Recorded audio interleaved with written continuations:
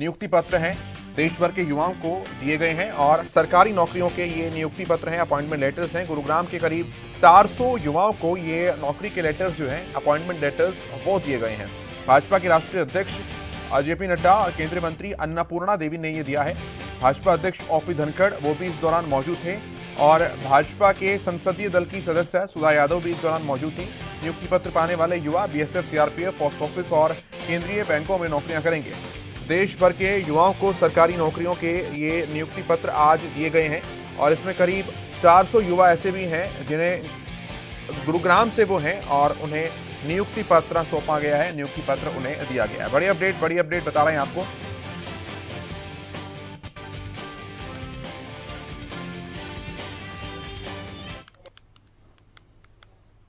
प्रधानमंत्री जी ने अपने वक्तव्य में आप सबको बहुत ही तफसील से और बहुत ही विस्तृत रूप में सारी बातों को रखा है और अभी अन्नपूर्णा जी ने भी भारत सरकार की दृष्टि और सोच के बारे में भी आपसे अभी चर्चा की है।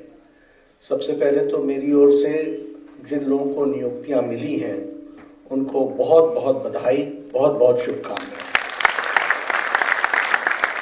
मित्रों, ये जो प्रधानमंत्री जी ने कहा है उसको सिर्फ आपको स्मरण दिलाने के लिए कुछ बातों पर मैं ध्यान दिलाना चाहता हूँ।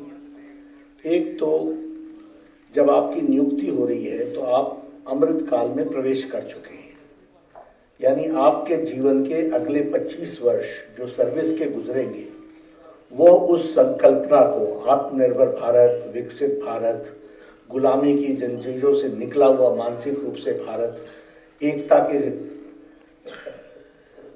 पिरोया हुआ भारत, सबका साथ सबका विकास, सबको साथ लेकर के चलने का भारत और साथ ही साथ कर्तव्य बोध से भरा हुआ भारत, ऐसी कल्पना लेकर के हम सब लोग चल रहे हैं।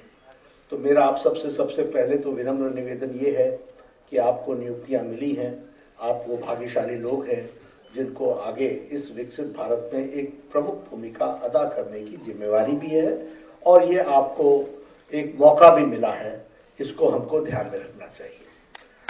मित्रों, जब हम कहते हैं कि देश एक नई संकल्प के साथ आगे बढ़ रहा है तो हमारा विचार है कि 2047 तक प्रधानमंत्री जी का जो विजन है 2047 तक 2047 जब हम आज़ादी के 100 साल मनाएंगे तो भारत एक विकसित भारत होना चाहिए और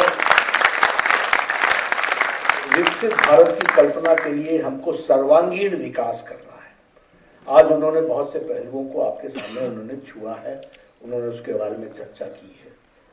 हम एक ही बात कह सकते हैं कि अगर आर्थिक दृष्टि से देखा जाए तो भारत ने इन विपरीत परिस्थिति में भी अपने आप को संभाल करके आगे बढ़ने में और महत्वपूर्ण निर्णयों के माध्यम से देश को इस मंदी में भी संभाल करके आगे बढ़ने में अपना पूर्ण योगदान किया है और उसको हमको आगे बढ़ाना है। ये छोटी बात नहीं है कि हम आज 10वें नंबर से बढ़कर के 5th लार्जेस्ट इकोनॉमी भारत बन गया और ब्रिटेन से भी आगे हम निकल चुके हैं। उसी तरीके से एक्सपोर्ट्स में अगर हम देखें तो हमने एक साल के अंदर 31% का इंक्रीज किया है। आपने कभी सुना था कि हम डिफेंस में हम एक्सपोर्ट करेंगे? हम तो इंपोर्ट करने वाले लोग थे और आपको तो मालूम है बोफर्स का भी स्कैंडल हुआ, जहाज का भी स्कैंडल हुआ, हवाई जहाज का भी स्कैंडल हुआ, हेलीकॉप्टर का भी स्कैंडल हुआ।